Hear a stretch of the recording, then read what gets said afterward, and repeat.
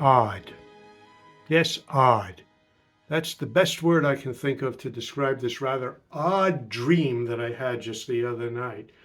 It was very, very odd for me. Well, two things weren't odd about it. The first thing that wasn't odd was that this was a very vivid, richly detailed, kind of cinematic dream. A lot of my dreams are like that, so that wasn't odd. The other thing that wasn't odd was that I was acting out in my sleep. That's when my body actually physically makes movements that somehow correspond to what's happening in the dream. That's not odd for me. That's pretty common for me. But everything else about the dream was rather odd. The storyline in the dream was kind of odd for me because in the dream I was an actor auditioning for a role in a major Hollywood motion picture. Me, an actor, auditioning for Hollywood, that's odd for me because I never had ambitions like that. I never really thought of myself as an actor. I mean, it's obvious that I have a touch of the ham in me, but I'm not really an actor. Okay, one exception. For 35 years, I acted out the role of a dedicated professional executive in the advertising and marketing industry. But that was all an act. That's not really me. I was very convincing at it. I convinced a lot of people. I convinced coworkers. I convinced clients. I even convinced myself sometimes, but that's not really me.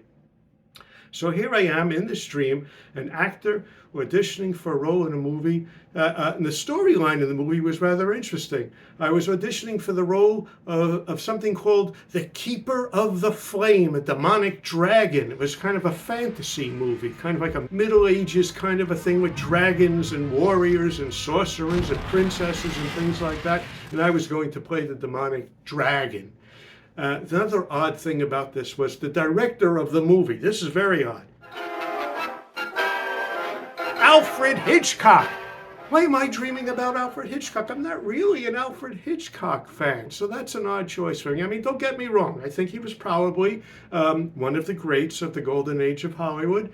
I admire his output. I certainly respect it. I enjoy rewatching some of his movies over and over again, but I'm not really an Alfred Hitchcock fan. There are other directors that I'm more identified with or was inspired by, like John Ford, Orson Welles, even Douglas Sirk. But Alfred Hitchcock, why am I dreaming about Alfred Hitchcock? That's rather odd, I think. So Alfred Hitchcock is directing this rather odd choice for Alfred Hitchcock, a fantasy movie. It's not at all Hitchcockian. So we're in this soundstage. I'm there with about 12 other actors, and we're all auditioning for the same role, the Keeper of the Flame.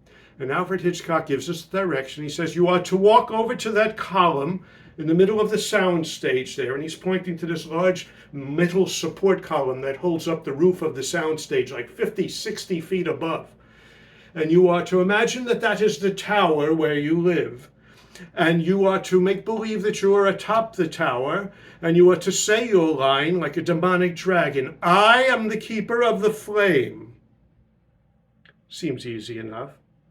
So I'm the last in the line. I have the benefit of watching all the actors go and stumble and fumble through their auditions for this.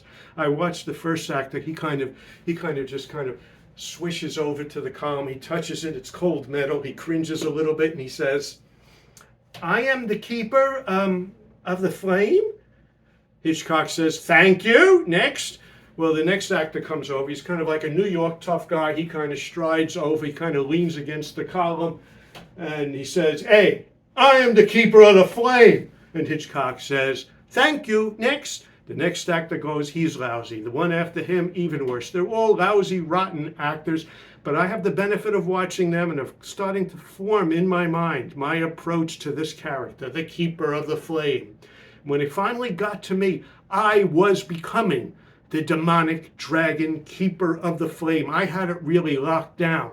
So when it was my turn, as I started to walk toward the column, I felt that I was actually becoming the dragon. I felt that the skin on my body was becoming dragon-like scales. By the time I reached the column, I was the dragon. In fact, I even possessed the magical powers of the dragon. I was able to slide up the column 50, 60 feet above the soundstage floor and look down at everybody. And I felt the flames, the dragon flames building up inside me. And when I said my line, flames were spewing out of my mouth, and I said it like this, I am the keeper of the flame. And it was perfect. It was beautiful. There's only one thing wrong. When I looked to see Alfred Hitchcock's reaction, he didn't even notice me. He was off on the side talking to somebody, completely oblivious to this great performance that I had just done. I said, okay, Neil, you can't blow this. You have to get his attention. Look directly at Alfred Hitchcock. This time, when you say the words, say it louder, say it with even more passion, and make sure that those flames reach out across the soundstage and make sure they singe Alfred Hitchcock. So there I am. I take a deep breath, the flames are building up, and I let out with, I am the keeper of the...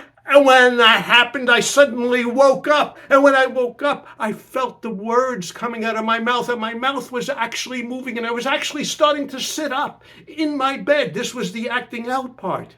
And I kind of heard this muffled thing. And I said, I must have waken up my wife by this. And I looked down, and she was fast asleep.